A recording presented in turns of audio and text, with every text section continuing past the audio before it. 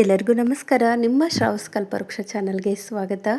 ಇವತ್ತು ಬೆಂಕಿನೇ ಇಲ್ಲದೆ, ಗ್ಯಾಸೇ ಇಲ್ಲದೆ, ಒಲೆನೇ ಇಲ್ಲದೆ ಈ ರೀತಿ ಬಾಯಲ್ಲಿಟ್ಟರೆ ಕರಗ್ತಕ್ಕಂಥ ಒಂದು ಸ್ವೀಟ್ನ, ಅದು ಸ್ಟೋರೇಬಲ್ ಮಾಡ್ತಕ್ಕಂಥ ಒಂದು ಸ್ವೀಟ್ನ ಯಾವ ರೀತಿ ಮಾಡೋದು ಅಂತ ನೋಡೋಣ. ಹಾಗೆ ಈ ಸ್ವೀಟಿಗೆ ಯಾವುದೇ ರೀತಿಯಲ್ಲಿ ಸಕ್ಕರೆನ ಬಳಸೋ ಅವಶ್ಯಕತೆ ಇಲ್ಲ. ಅಂದರೆ ಬೆಲ್ಲನ ಬಳಸ್ಕೊಂಡು ಹೆಲ್ದಿಯಾಗಿರ್ತಕ್ಕಂಥ ಒಂದು ಸ್ಟೋರೇಬಲ್ ಸ್ವೀಟ್ ರೆಸಿಪಿ ಅಂತಲೇ ಹೇಳ್ಬೋದು. ಮಾಡೋದು ಕೂಡ ತುಂಬಾ ಸಿಂಪಲ್ಲು, ಹಾಗೆ ರುಚಿ ಕೂಡ ತುಂಬಾ ಪರ್ಫೆಕ್ಟಾಗಿ ಬರುತ್ತೆ. ಹಾಗಾದರೆ ಮಾಡೋ ವಿಧಾನ ನೋಡ್ಕೊಂಡು ಬಿಡೋಣ. ಮೊದಲಿಗೆ ನಾನಿಲ್ಲಿ ಒಂದು ಮಿಕ್ಸರ್ ಜಾರಿಗೆ 1 ಕಪ್ ಆಗುವಷ್ಟು ಪುಟಾಣಿ ಅಥವಾ ಹುರುಗಡ್ಲೆನ ತೊಗೊಂಡಿದ್ದೀನಿ. ನೋಡಿ, ಕರೆಕ್ಟಾಗಿ ಮೆಜರ್ಮೆಂಟ್ ಹಾಕ್ಕೊಳ್ಬೇಕು ಅಂತೇನಿಲ್ಲ. ಒಟ್ಟಲ್ಲಿ 1 ಕಪ್ ಆಗುವಷ್ಟು ಪುಟಾಣಿ ಅಥವಾ ಹುರುಗಡ್ಲೆನ ತೊಗೊಂಡಿದ್ದೀನಿ. ಹಾಗೆ ಆ ಒಂದು ಹುರುಗಡ್ಲೆಗೆ 1 ಏಲಕ್ಕಿನ ಸೇರಿಸ್ಕೊಳ್ತಿದ್ದೀನಿ. ಫ್ಲೇವರ್ಗೋಸ್ಕರ ಇದ್ದರೆ ಸೇರಿಸ್ಕೊಳ್ಳಿ, ಇಲ್ಲ ಅಂತಂದರೆ ಸ್ಕಿಪ್ ಮಾಡ್ಕೊಳ್ಳಿ. ಇವಾಗ ಇದನ್ನು ನಾವು ನೈಸಾಗಿ ರುಬ್ಕೊಂಡು ಬರೋಣ. ನೋಡಿ, ಈ ರೀತಿ ನಾವು ಎಷ್ಟೇ ನೈಸಾಗಿ ರುಬ್ಕೊಂಡ್ರೂ ಕೂಡ ಹುರುಗಡ್ಲೆ ಒಂದು ಸ್ವಲ್ಪ ತರಿ ಅಂತ ಇದ್ದೇ ಇರುತ್ತೆ. ಹಾಗಾಗಿ ಈ ಸ್ವೀಟ್ಗೆ ಆ ರೀತಿ ತರಿ ಇರಬಾರ್ದು. ಒಂದ್ಸರಿ ಇದನ್ನು ಸಾಣಿಸ್ಕೊಳ್ಬೇಕು ಅಥವಾ ಜರಡಿ ಹಿಡ್ಕೊಳ್ಬೇಕು. ಹಾಗಾಗಿ ನಾನು ಕೂಡ ಇಲ್ಲಿ ಪೌಡರ್ ಮಾಡಿ ಇಟ್ಕೊಂಡಿರ್ತಕ್ಕಂಥ ಒಂದು ಹುರುಗಡ್ಲೆ ಪೌಡರ್ನ ಈ ರೀತಿ ಸಾಣಿಸ್ಕೊಳ್ತಿದ್ದೀನಿ. ಈ ರೀತಿ ಮಾಡೋದ್ರಿಂದ ಸ್ವೀಟು ತುಂಬಾ ಸಾಫ್ಟಾಗಿ ಬರುತ್ತೆ. ಹಾಗಾಗಿ ಹುರುಗಡ್ಲೆನ ಪೌಡ್ರ್ ಮಾಡಿದ ನಂತರ ಈ ರೀತಿ ಒಂದ್ಸರಿ ಸಾಣಿಸ್ಕೊಳ್ಳಿ ಅಥವಾ ಜರಡಿ ಹಿಡ್ಕೊಳ್ಳಿ.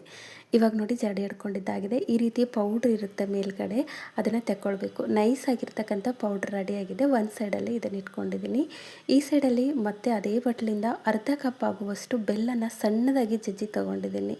ಇಲ್ಲಿ ಸ್ವೀಟ್ಗೆ ಹುರುಗಡ್ಲೆ ಬಳಸಿರೋದ್ರಿಂದ ಜಾಸ್ತಿ ಕ್ವಾಂಟಿಟಿಯಲ್ಲಿ ಸ್ವೀಟ್ ತೊಗೊಳ್ಳೋದಿಲ್ಲ ಹುರುಗಡ್ಲೆ ಪೌಡ್ರು. ಹಾಗಾಗಿ ಬೆಲ್ಲ ಹಾಕಿರೋದ್ರಿಂದ ಕೂಡ ತುಂಬಾ ಸ್ವೀಟ್ ಆಗಿರುತ್ತೆ. ಒಂದು ಅರ್ಧ ಕಪ್ ಆಗುವಷ್ಟಾದರೆ ಸಾಕು. ಸ್ವೀಟ್ ಏನಾದರೂ ಜಾಸ್ತಿ ತಿನ್ನೋದಾಯಿತು ಅಂತಂದರೆ 1/4 ಕಪ್ ಆದರೂ ಸೇರಿಸ್ಕೊಳ್ಳಿ. ಇವಾಗ ನೋಡಿ, ಪೌಡ್ರ್ ಮಾಡಿ ಇಟ್ಕೊಂಡಿದ್ರು ಕೂಡ ಒಂದ್ಸರಿ ಇದನ್ನು ಗ್ರೈಂಡ್ ಮಾಡ್ಕೊಳ್ಬೇಕು. ಹಾಗಾಗಿ ಮಿಕ್ಸರ್ ಜಾರಿಗೆ ಅರ್ಧ ಕಪ್ ಆಗುವಷ್ಟು ಬೆಲ್ಲನ ನಾನು ಸೇರಿಸ್ಕೊಂಡು ಒಂದು 2-3 ಸುತ್ತು ತಿರುಗಿಸ್ಕೊಂಡ್ರೆ ಸಾಕಾಗುತ್ತೆ.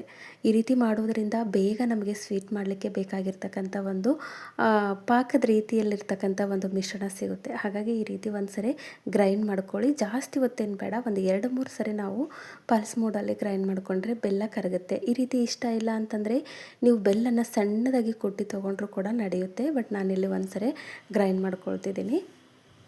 ನೋಡಿ, ಈ ರೀತಿ ಪಲ್ಸ್ ಮೋಡಲ್ಲಿ ನಾವು ಆನ್ ಆ್ಯಂಡ್ ಆಫ್ ಮಾಡ್ತಾ ಒಂದು 2-3 ಸುತ್ತು ತಿರುಗಿಸ್ಕೊಂಡ್ರೆ ಸಾಕು. ಬೆಲ್ಲ ನೈಸಾಗಿ ಗ್ರೈಂಡ್ ಆಗುತ್ತೆ, ಅಂದರೆ ಪೌಡ್ರ್ ಆಗುತ್ತೆ. ಈ ರೀತಿ ಮಾಡ್ಕೊಳ್ಳೋದ್ರಿಂದ ಮಾಡ್ತಕ್ಕಂಥ ಒಂದು ಸ್ವೀಟ್ಗೆ ಬೇಕಾಗಿರ್ತಕ್ಕಂಥ ಒಂದು ಪಾಕದ ರೀತಿಯ ಮಿಶ್ರಣ ಬೇಗ ನಮಗೆ ಬರುತ್ತೆ. ನೋಡಿ ಎಷ್ಟು ಸಾಫ್ಟ್ ಆಗಿದೆ. ಇವಾಗ ಈ ಒಂದು ರುಬ್ಬಿರ್ತಕ್ಕಂಥ ಬೆಲ್ಲನ ನಾನು ಒಂದು ಪಾತ್ರೆಗೆ ಸೇರಿಸ್ಕೊಳ್ತಿದ್ದೀನಿ.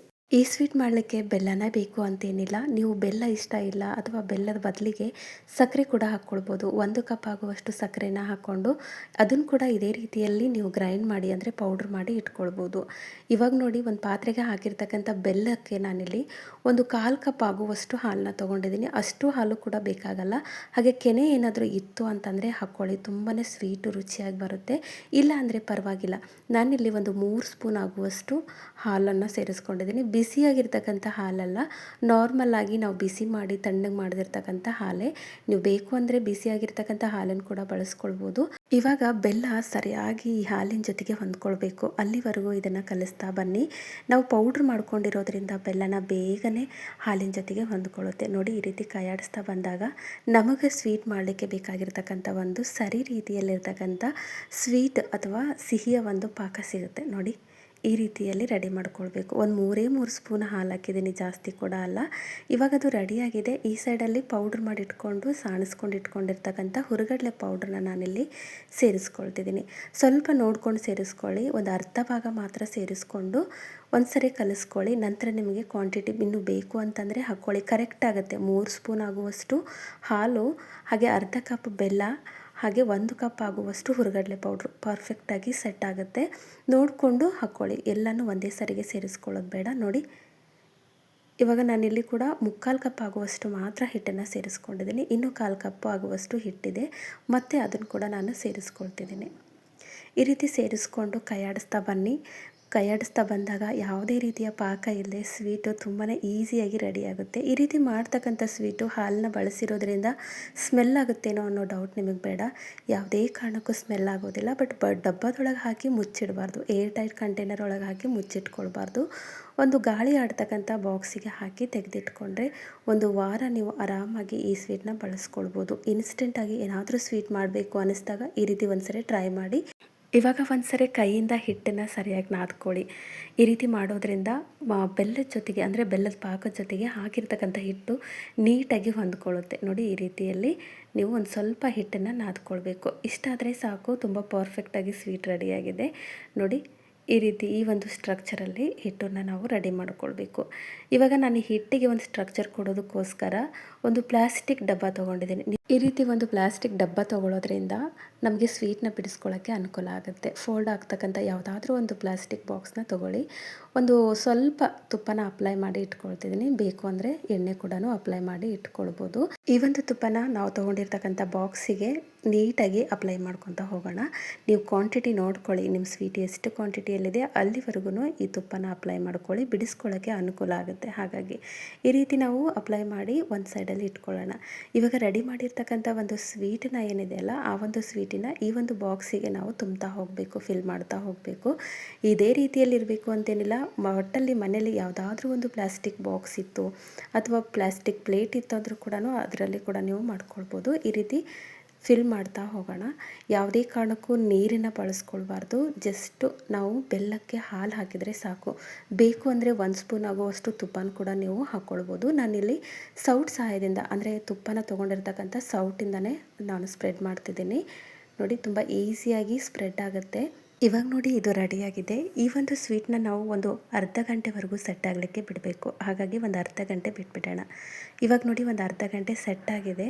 ಅರ್ಧ ಗಂಟೆ ಅಥವಾ 1 ಗಂಟೆ ಬಿಟ್ಕೊಂಡ್ರೂ ನಡೆಯುತ್ತೆ. ಸೆಟ್ ಆಗಿರ್ತಕ್ಕಂಥ ಒಂದು ಸ್ವೀಟನ್ನು ನಾವು ಈ ರೀತಿ ಎಡ್ಜಸ್ನ ಬಿಡಿಸ್ಕೊಳ್ಬೇಕು. ಪ್ಲಾಸ್ಟಿಕ್ ಬಾಕ್ಸ್ ಆಗಿರೋದ್ರಿಂದ ಜಸ್ಟ್ ಈ ರೀತಿ ನಾವು ಫೋಲ್ಡ್ ಮಾಡಿದರೆ ಸಾಕು, ಎಡ್ಜಸ್ ಎಲ್ಲ ಬಿಟ್ಕೊಳ್ಳುತ್ತೆ. ನೋಡಿ ಈ ರೀತಿ ಅಂಚುಗಳನ್ನ ಬಿಡಿಸ್ಕೊಂಡು ಇಟ್ಕೊಳ್ಳಿ. ಇವಾಗ ಅಂಚೆಲ್ಲ ಬಿಡಿಸ್ಕೊಂಡಿದ್ದೀನಿ. ಒಂದು ಪ್ಲೇಟಿಗೆ ನಾನು ಈ ಸ್ವೀಟನ್ನು ಡಿಮೋಲ್ಡ್ ಮಾಡ್ತಿದ್ದೀನಿ. ತುಪ್ಪ ಅಪ್ಲೈ ಮಾಡಿರೋದ್ರಿಂದ ಬೇಗನೆ ಡಿಮೋಲ್ಡ್ ಆಗುತ್ತೆ. ಯಾವುದೇ ರೀತಿಯ ಸಮಸ್ಯೆ ಏನೂ ಆಗೋದಿಲ್ಲ. ಬಟ್ ಸ್ವೀಟನ್ನು ನಾವು ಬಾಕ್ಸಿಗೆ ಹಾಕುವಾಗ ಒತ್ತಿ ಅಂದರೆ ಪ್ರೆಷರ್ ಹಾಕಿ ಸ್ವೀಟನ್ನು ಫಿಲ್ ಮಾಡ್ಕೊಳ್ಬೇಕು.